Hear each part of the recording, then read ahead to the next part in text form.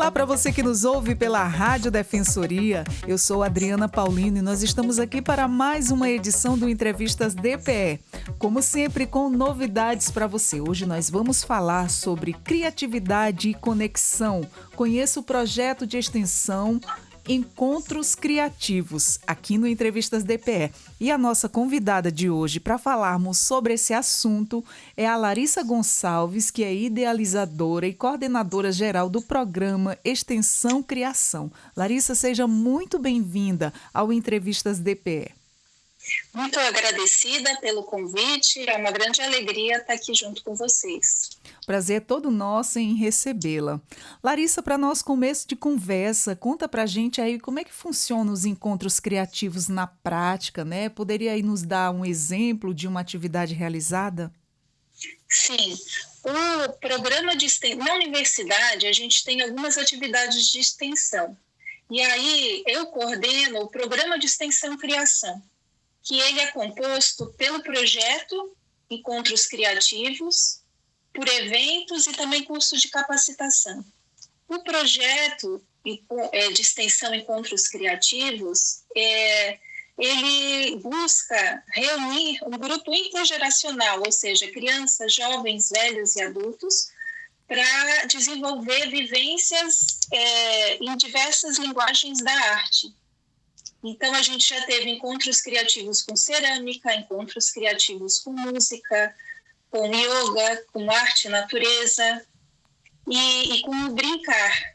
O nosso foco é trazer, dar atenção para a criança, mas vivenciar com ela as dimensões que são propriamente da sua cultura. A gente diz que a criança produz cultura, e qual é a cultura da criança? É a cultura do brincar.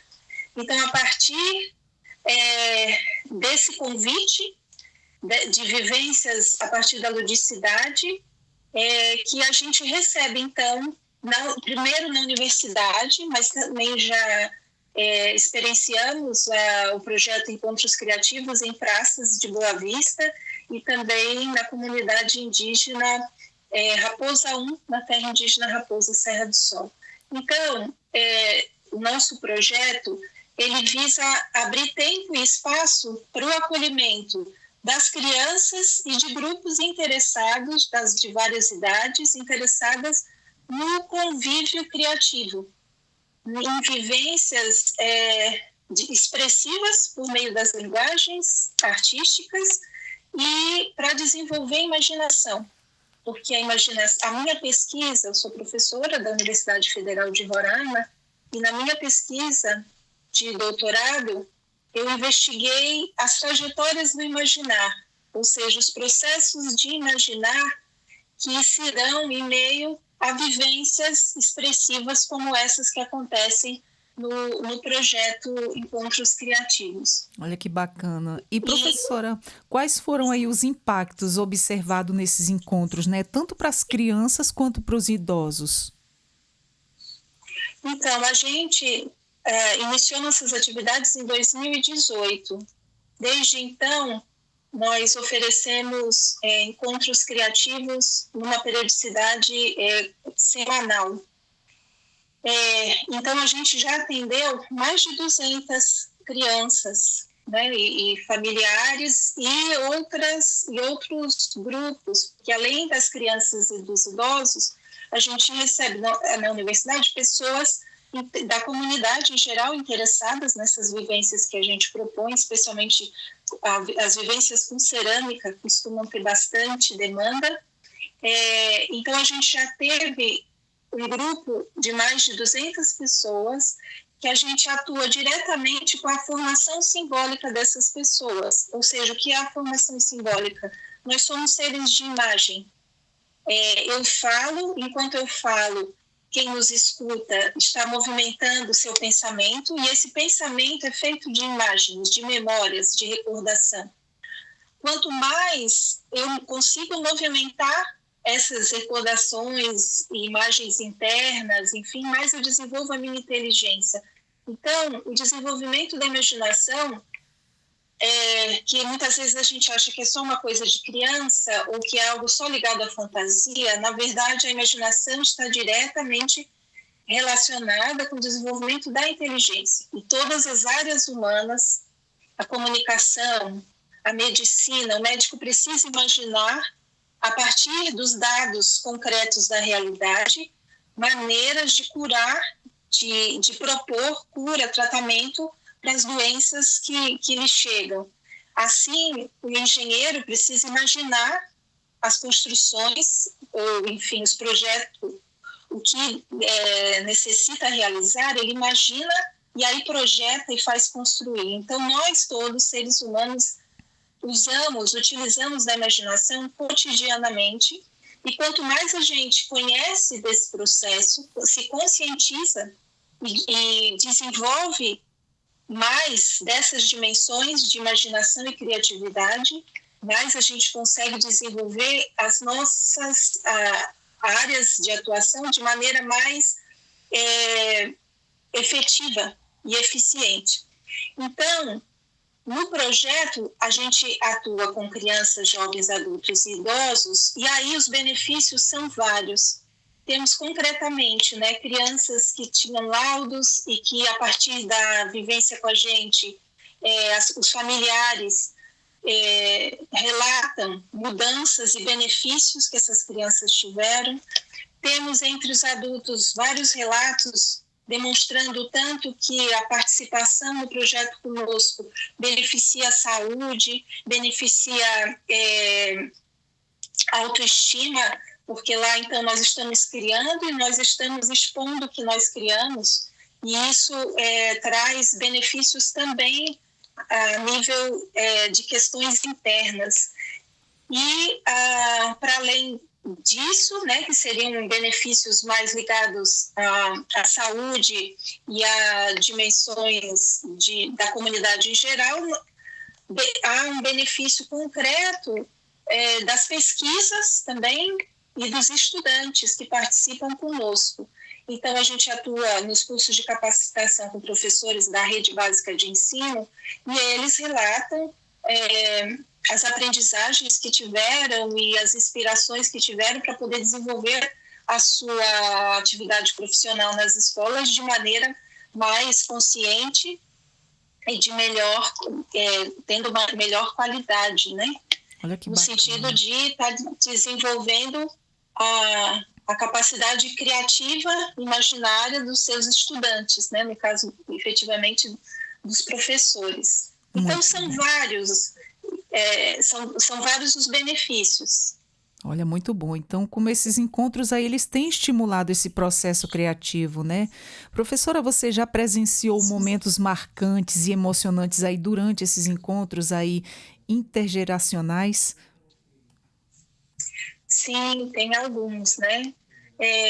Eu lembro de um momento em que uma criança pequenina, ela entrou conosco na sala, e a mãe da criança dizia que ela era muito agitada e que não conseguia se concentrar. E aí, a partir dessa... no caso, era um encontro com cerâmica. E em Roraima, né, nós temos toda a tradição da cerâmica macuxi, das mestras ceramistas. E elas nos dizem que a cerâmica não é só um material, mas que a cerâmica, a argila, é a vovó barro. E aí a gente já está adentrando no território do imaginário, desse ser que cuida do barro, que é dona do barro. Então, as ceramistas macuxi, para mexer na argila, elas pedem licença para o vovô. E lá no laboratório de cerâmica, que é um dos espaços onde acontece o projeto de extensão, essa criança entrou. E aí eu convidei para que ela escutasse a vovó. Na verdade, ela... concretamente, visivelmente, eu ofereci para ela um pedaço de argila. Só que ao apresentar o pedaço de argila, eu trouxe essa sabedoria das ceramistas macuxi. E essa criança, muito agitada, segundo os relatos dos familiares, ela se deitou, botou o rosto sobre a argila e ali ficou por mais de meia hora. Crianças pequenas não costumam ter atenção durante muito tempo. É da natureza da criança estar em constante movimento. Essa criança que era tida como muito ativa, ela conseguiu ficar atenta, ficar ali repousando junto da argila. Ela não dormiu, ela só estava sentindo. E aí, depois disso, ela conseguiu produzir alguma coisa, né? Foi são formas. As crianças pequenas, elas vão...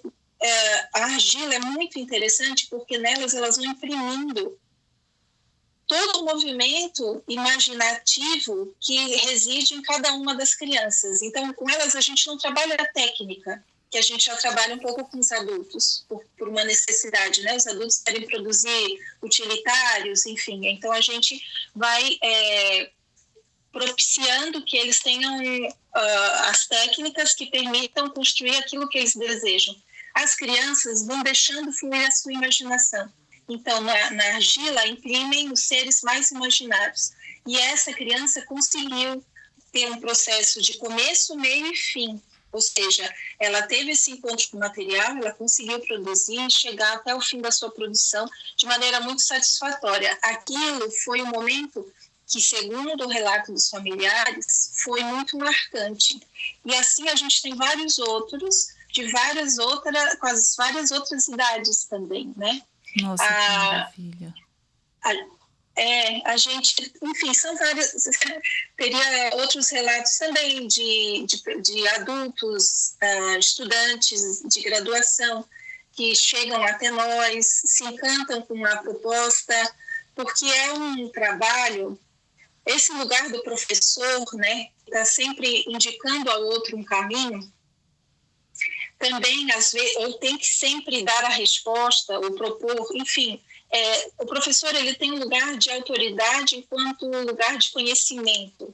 Só que nos encontros criativos, eu saio desse lugar de professora enquanto essa autoridade do conhecimento, e a gente, a partir do encontro, todos se entendem educadores. Uns colaboram com os outros. Então, os mais velhos, geralmente, ou seja, até as crianças mais velhas, buscam, se propõem, é natural isso delas, e nos encontros criativos a gente oportuniza esse espaço para experienciar isso. As crianças maiores se tornam educadores das menores, ou seja, buscam ensinar algo ou ajudar, facilitar o outro para alcançar o seu objetivo. Interessante. Então, temos o relato de uma graduanda que conosco, que era de outro curso, era do curso de psicologia, ou seja, esse meu projeto está vinculado ao curso de artes.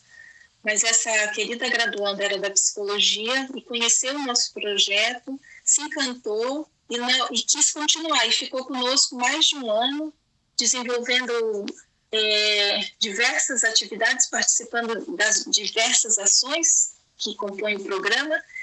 E acaba que relata, né, que houve uma mudança na sua vida enquanto perspectiva profissional de futuro. E hoje, sendo psicóloga já formada, especialista, ela atua a partir da metodologia que a gente desenvolve no programa. Olha que bacana. São vários benefícios em vários níveis. Muito bom. E se torna uma troca de experiências, né, professora? O seminário de sensibilização aí do potencial criativo, né, teve a sua última edição em 2023. E quais foram aí os principais temas discutidos e quais aí as importâncias esse evento trouxe? Sim, nós tivemos, desde 2018, 5 edições do seminário. O Seminário de Sensibilização do Potencial Criativo é uma iniciativa que visa proporcionar formação continuada aos professores da rede básica de ensino. Nessa perspectiva de sensibilizar para essas dimensões da criatividade e da imaginação vinculada ao exercício da educação. Então, na última edição, na 5ª edição, foi um seminário virtual com convidados nacionais e falamos sobre a questão da relação entre educação e criação, se isso é possível, porque muito se fala e se entende a importância da criação e da imaginação para o desenvolvimento da nossa humanidade, mas efetivamente no espaço escolar a gente percebe que essa capacidade criativa ela não é tanto desenvolvida. Então, o seminário vem para contribuir com uma base teórica e também prática, buscando fomentar essas dimensões de formação vinculadas à criatividade e à imaginação. E além das atividades realizadas aí na universidade, o programa também ele ocupa espaços públicos, né, como praças. Como é que tem sido essa experiência aí e qual é a recepção do público? É muito interessante, né? Como a atividade de extensão ela acontece na universidade, com o fim de levar o conhecimento produzido na academia para a comunidade. Então, no programa de extensão, a gente faz os dois movimentos. Tanto a gente traz a comunidade para dentro da universidade, e aí abre espaço para as crianças e adultos, enfim, quem queiram vir participar, e aí conhece o laboratório de cerâmica, conhece os espaços da universidade, e também nós vamos para a cidade, ocupamos a cidade. Nós fizemos algumas atividades na Praça da Pirâmide, próxima à universidade, na Praça do Mirandinha e outros espaços da cidade. E desenvolvemos lá a roda de brincadeira Flor de Buriti, que é uma atividade de vivência das rodas de brincadeiras populares que os antigos vivenciavam, né? Essas brincadeiras de rua, brincadeira de ciranda, brincadeira...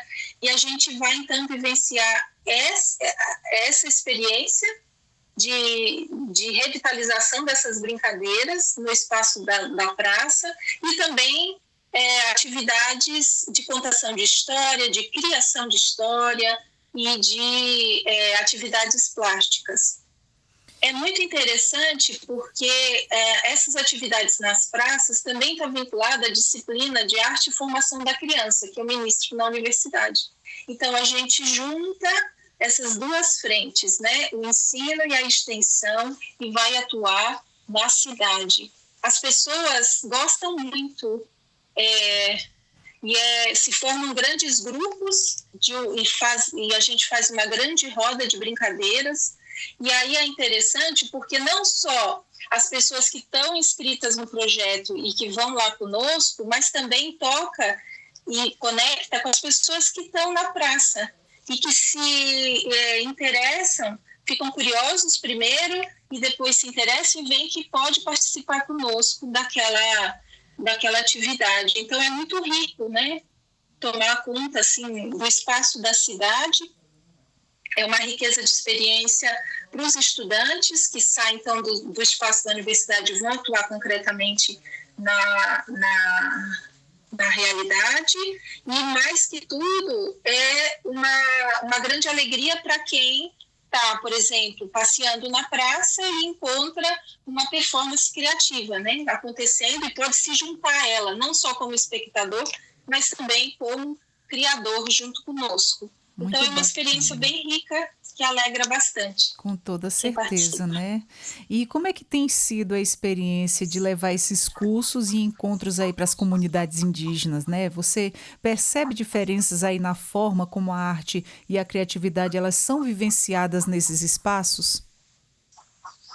É bem interessante essa pergunta, porque, na realidade, a gente foi para a comunidade indígena com um convite das ceramistas lá para fazer uma atividade com os professores da escola. E também a partir de um contato com o diretor da escola. E o que eles colocam é uma dificuldade dos professores de, por exemplo, propor atividades relativas à arte, sendo que não tem materiais, segundo o que eles colocavam, né? E aí a gente vê que essa dificuldade de estrutura, de material, enfim, para realizar as propostas em arte, está em todos os lugares. Eu tenho pesquisa no sul do Brasil, eu tenho pesquisa no centro-oeste, em Goiás, e no norte, né, em Roraima, e em escolas da capital e do interior. E aí a gente vê essa realidade de que a estrutura é sempre uma questão que é colocada como justificativa para não realizar, ou como justificativa não para não realizar, mas que inviabiliza em momentos a realização das atividades, das propostas educativas em arte. E o que a gente, chegando lá na comunidade, a gente pôde vivenciar junto das crianças, e aí os professores viram, que qualquer coisa e tudo é material quando a gente parte do objetivo de vivenciar momentos educativos, tendo em vista o desenvolvimento da imaginação. Então, por exemplo, não tinha materiais, mas não tinha materiais o quê? Papéis, lápis, enfim, materiais que a gente tem como materiais, lápis de cor, né, giz de cera, como materiais que a gente usa para uma aula de arte. Não tinham esses materiais, mas não precisou desses materiais, porque tinha folhas, tinha pedras, tinha galhos, e a partir desses materiais que estavam ao redor ali do espaço onde a gente estava, foi possível construir diversas imagens, registros plásticos, desenvolver a visão das crianças que estavam ali conosco. E esse grupo eram mais de 100 crianças, foi muito especial. E aí, essa percepção de que então não é a questão lá do material, né? É claro que se a gente tem um material ideal, melhor ainda. É claro que a questão da estrutura e do material é importante, mas mais que isso, é essa visão. Nas minhas atividades educativas, eu busco desenvolver essa consciência de que tudo é visão, no sentido de que quando a gente idealiza algo, deseja desenvolver algo, tem um objetivo, a gente vai construindo os meios. E a imaginação é nossa grande parceira em fazer criar diferentes possibilidades para aquilo que é dado, né? Então, assim, a experiência na comunidade indígena foi muito rica, tanto para ver que não que nessa realidade escolar não se diferenciam muitos contextos da cidade e do interior, mas também para ver o encantamento deles em relação a essa abertura que eles têm também, e encantamento de poder aproveitar coisas pequeninas como a gente levou para lá, mas que se tornaram grandiosas a partir do interesse e da proposição de realizar todo mundo junto, né? Então a gente fez imagens muito lindas, que inclusive estão no livro que a gente está lançando agora junto à editora da Universidade Federal de Roraima. Nós estamos lançando o livro do Programa de Extensão Criação e a experiência da pedagogia imagética. As imagens que ilustram o livro, os capítulos que antecedem os capítulos do livro, são resultado das produções plásticas criadas lá na comunidade indígena, com as crianças e professores. Então, é muito especial, foi muito legal. Muito legal. E o importante é que até a criatividade fluiu na hora de improvisar aí os materiais, né, professora, para estarem criando. E quais mudanças você já conseguiu perceber, né, nas pessoas que participam do programa? É interessante, né? Há mudanças na consciência em relação à sua própria atuação, porque se eu vou prestando atenção, se eu vou tomando consciência de que tudo que eu faço é em função das imagens da memória que eu tenho, das lembranças que eu tenho, porque assim, trazendo uma referência teórica, né? Existe um autor chamado Vygotsky, ele é um teórico da psicologia histórico-cultural, e a pesquisa dele descreve o desenvolvimento das funções psicológicas. Ele tem um trabalho intitulado Pensamento e Linguagem, um dos tantos trabalhos dele. Esse é um que é bastante referenciado aí no Brasil afora, onde ele mostra a relação do desenvolvimento do pensar por meio das mediações simbólicas, ou seja, por meio do desenvolvimento da imaginação. Funções psicológicas são memória, imaginação, percepção. O desenvolvimento dessa capacidade a possibilidade de a gente sair de uma relação direta com a realidade e ir caminhando para um domínio das questões abstratas. Ou seja, o que é o abstrato? O nosso pensamento é abstrato. Eu estou falando aqui, vocês escutam uma voz que movimenta o pensar de vocês. Então, nós estamos falando de uma mediação abstrata simbólica. A capacidade de interpretar essas vivências ou essas mediações, né, elas vão ser tanto maiores quanto mais eu desenvolvo a minha capacidade de imaginar. E aí, de novo, a gente acha que imaginação é algo das crianças, mas para o autor Vygotsky, a gente tá lá, ele nos coloca que o adulto vai ter muito mais capacidade de imaginar do que uma criança. Por quê? Porque a imaginação, a raiz etimológica da palavra, né? Imaginação, imagens em ação, em movimento, quanto mais imagens eu tenha, quanto mais memória eu tenha, quanto mais experiências eu tenha vivido, mais eu tenho arcabouço, material para movimentar o meu pensar. Então, propor atividades em que eu movimente a consciência em relação às imagens que nos habitam e que nos rodeiam. Nós vivemos num mundo de imagens, né? Olha as redes sociais, enfim, está tudo, cada vez mais a gente está imiscuído, misturado no mundo de visualidades, de imagens. Verdade. Imagens visuais, né? Imagens várias. A música também é imagem, a voz traz uma imagem. Nós somos esse ser no meio desse caldeirão de imagens. E como? Exatamente. E de que forma as ações de extensão como essa contribuem aí para a formação dos acadêmicos envolvidos? Sim, então a gente contribui na medida em que vivencia experiências as mais variadas com foco na percepção das imagens. Então, a gente parte produzindo com as crianças, por exemplo, no caso do Encontro Criativo com Cerâmica. São produzidas peças de cerâmica que para as crianças são seres, né? Então é o dinossauro, é o peixe, é os personagens que elas assistem na TV, tudo isso elas vão materializando na cerâmica. E aí, quando faz isso, quando elas veem o que elas estavam na mente, que elas imprimiram, ou seja, deixaram registrado no corpo da cerâmica, na argila, elas começam a criar outras imagens narrativas a partir dessa visão. Então, um exemplo que está no nosso livro é de uma criança que começou a modelar, e no que ela foi mexendo na argila, ela fez uma forma que parecia uma nave espacial. E aí, nessa nave espacial, tinha um alienígena dentro da nave. E ela começou a fazer tudo criou uma história, uma narrativa, a partir dessa imagem criada por ela mesma.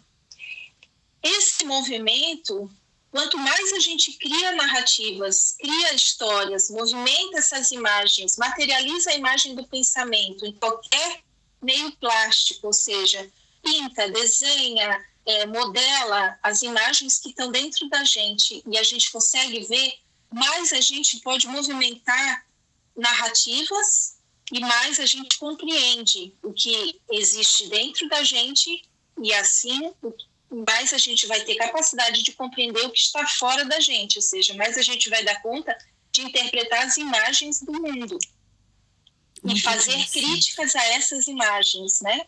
Então é um caminho de educação, é uma pedagogia imagética, uma pedagogia de imagens, de conscientização das imagens que me habitam e que habitam o mundo. Interessante, professora. E quais são os principais desafios, né, da execução do programa? Os principais desafios são a questão da estrutura, que é a mesma coisa que nos trouxe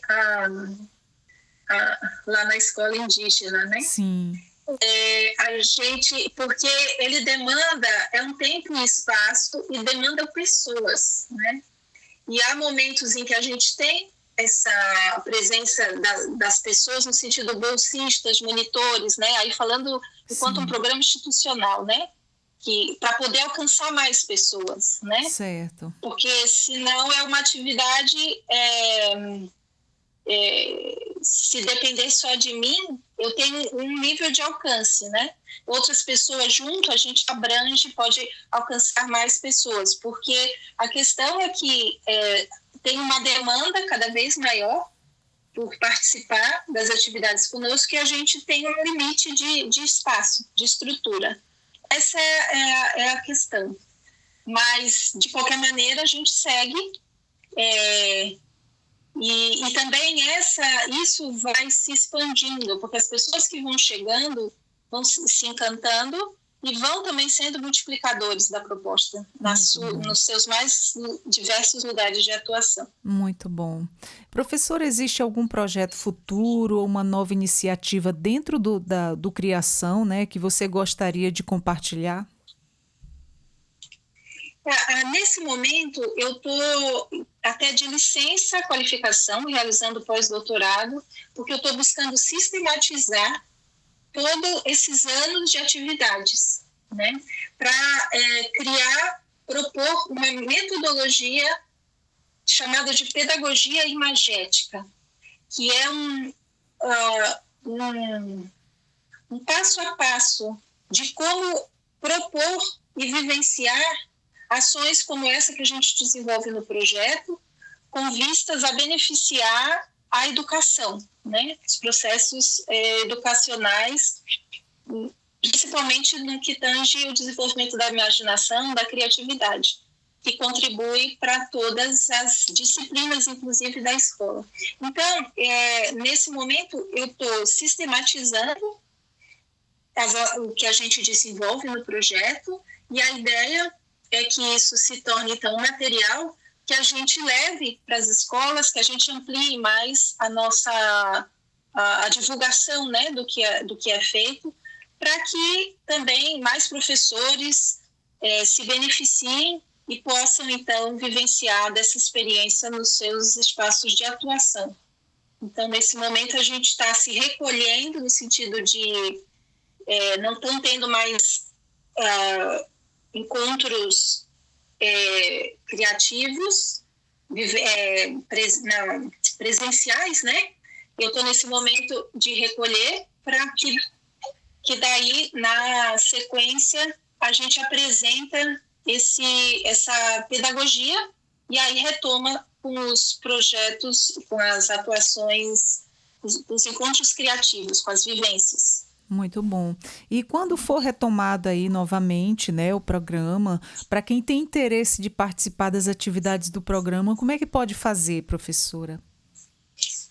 Joia, é só entrar em contato comigo nesse momento para eu ir criando uma lista, né, de intenções.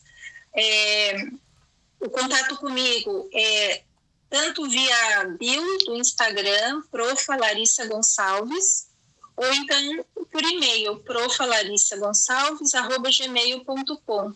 Então é só entrar em contato diretamente comigo e a gente vai buscando atualizar os próximos passos aí do projeto. Muito bom. Gostaria de deixar seu convite, tem mais ou menos uma data prevista onde possa estar acontecendo aí esses encontros?